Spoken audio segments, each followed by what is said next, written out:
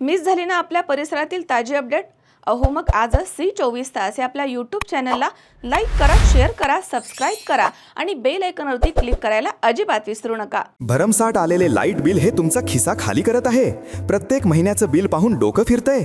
मग काळजी करू नका, उपाय आहे आमच्याकडे. Prathamesh electrical and solar 1 kilowatt पासून गरजेनुसार हवे तितक्या वॅटचे सोलर पॅनल्स, तेही नामांकित ब्रँड्सचे, वारी आणि अदानीमध्ये उपलब्ध. संपूर्ण गॅल्वनाइज स्ट्रक्चर, खात्रीशीर रूफटॉप इन्स्टॉलेशन, विक्रीनंतरची जबाबदार सेवा, हे आहे आमचं वचन. वाढलेल्या लाईट बिलाला पर्याय म्हणून आम्ही हे सेवा सुरू करत आहोत. लहान व्यावसायिक असो वा निवासी किंवा मोठा व्यावसायिक सोलर प्रोजेक्ट, कर्ज सुविधा उपलब्ध. सर्व राष्ट्रीयकृत बँका, श्रीराम फायनान्स, बजाज फायनान्स. पत्ता BST कॉम्प्लेक्स, मालपाणी लॉन्सच्या समोर, शेतकी संघाच्या पेट्रोल पंपा शेजारी. मोबाईल 74 98 06 92 08 व 92 84 40 18 40. Prathamesh electrical and solar. Light bill कमी करा, भविष्य उजळवा. भटक्या श्वानांच्या वाढत्या समस्येवरती कायमस्वरूपी उपाययोजनेच्या दिशेनं संगमनेरनं महत्त्वाचं पाऊल टाकलंय. मालपाणी परिवार चॅरिटेबल ट्रस्टच्या पुढाकारामधनं उभारण्यात आलेल्या अत्याधुनिक श्वान निर्बीजीकरण शस्त्रक्रिया आणि अँटी रेबीज लसीकरण केंद्राचे लोकार्पण सोमवारी 6 जुलै रोजी आमदार सत्यजित तांबे आणि माजी नगराध्यक्षा दुर्गाताई तांबे यांच्या हस्ते करण्यात आलाय. यावेळी नगराध्यक्ष मैथिली तांबे प्रमुख उपस्थित होत्या. मालपाणी समूहाचे संचालक मनीष भाऊ मालपाणी तसेच नगरसेविका रचनाताई मालपाणी आणि जय मालपाणी यांच्या सामाजिक पुढाकारामधनं साकारलेले हे अत्याधुनिक आणि सुसज्ज केंद्र संगमनेर नगर परिषदेला तब्बल 1 वर्षांसाठी पूर्णपणे विनामूल्य उपलब्ध करून देण्यात आलंय. त्यामुळे शहरामधील भटक्या श्वानांचे निर्बीजीकरण आणि अँटी रेबीज लसीकरण अधिक वेगानं आणि शास्त्रीय पद्धतीनं राबवणं शक्य होणार आहे. या उपक्रमामुळे भटक्या श्वानांची वाढती संख्या नियंत्रणामध्ये येण्यास मदत होणार आहे. रेबीज सारख्या जीवघेण्या आजाराचा धोका कमी करण्याबरोबरच नागरिकांच्या सुरक्षिततेला देखील मोठा आधार मिळणार आहे.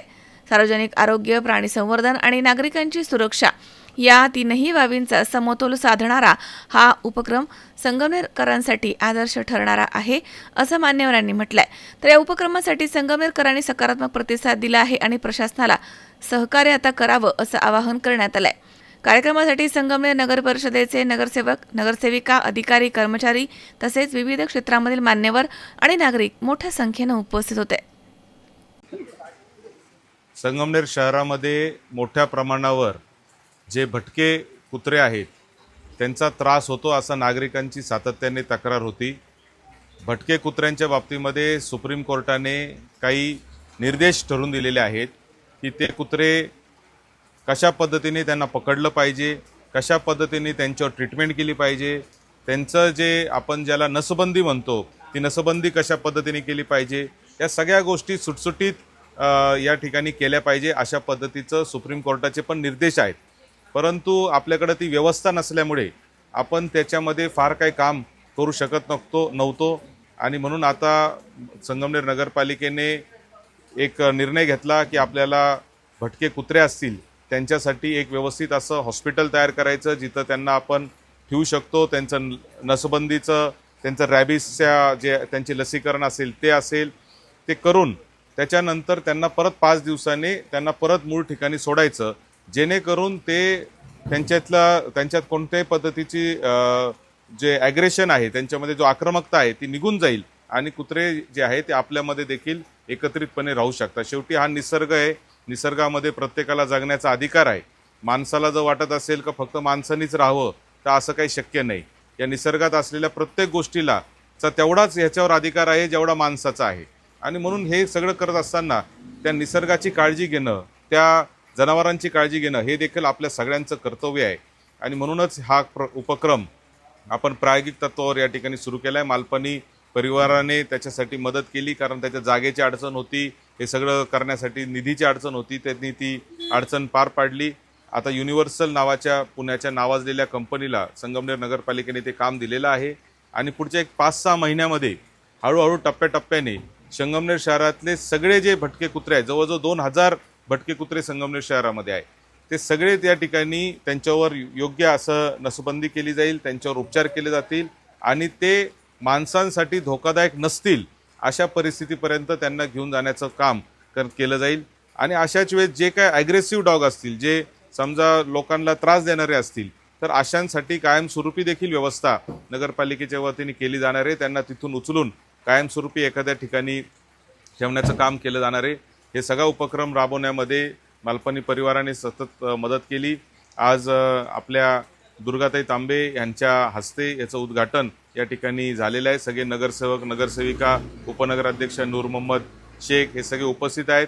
आणि मला मनीष भाऊ आहेत, रचना भाभींनी खरं तर याच्यामध्ये फार मोठा पुढाकार घेतला. कारण कुत्र्यांना कशा पद्धतीने उचलत होते, मागच्या जी एजन्सी होती ती कोणत्या पद्धतीने उचलायची, कशा पद्धतीने टाकायची, आणि म्हणून थोडंसं त्याच्यामध्ये एक व्यवस्थितपणा आणावा यासाठी हा सगळा उपक्रम या ठिकाणी राबवलेला आहे. आणि दुसरी महत्त्वाची गोष्ट म्हणजे आता नगरपालिकेने फॉरेस्टमध्ये 2.5 एकर जागेची मागणी केलेली आहे. ती मागणी देखील आता फॉरेस्ट विभागाकडं पुढं गेलेली आहे आणि ती पुढं जाऊन आता त्याच्यात 2.5 एकर जागा फॉरेस्ट विभागामार्फत संगमनेर नगरपालिकेला पुढच्या 1-2 महिन्यामध्ये मिळेल. आणि तिथं एक कायमस्वरूपी अतिशय सुसज्ज असं, म्हणजे देशात नाही अशा पद्धतीचं एक भटक्या जनावरांचं, फक्त भटके कुत्रेच नाही तर त्याच्यामध्ये भटकं गाढव असेल किंवा घोडा असेल, डुक्कर असेल, गायी असतील, यांच्यासाठी सुद्धा आपण एक सुसज्ज अशी व्यवस्था त्या ठिकाणी करणार आहे. या निमित्ताने मला सगळ्या संगमनेरकरांना आव्हान करायचं आहे की आपण सगळेजण प्राणीप्रेमी आहोत हे बरोबर आहे, परंतु ते करत असताना लोकांना त्रास होणार नाही याची देखील काळजी आपण घ्यायची आहे. गावात एक 10 ते 12 असे ठिकाणं तयार झालेत का जिथं प्राणीप्रेमी राहतात आणि त्यांनी तिथे वेगवेगळ्या पद्धतीने त्या प्राणी, आपण कुत्रे असतील किंवा बाकीचे जनावर असतील, गाया असतील, यांना आपण खाऊ घालतो आणि ऑटोमॅटिक तिथंच ज्या मोठ्या संख्येने गोळा होतात.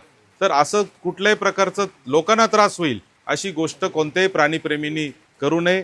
कोणाला जर त्रास होत असेल त्यांनी नगरपालिकेच्या नंबरवर जर फोन केला तर तिथं तातडीने त्याची व्यवस्था करण्याचा प्रयत्न आपण निश्चितपणाने करू.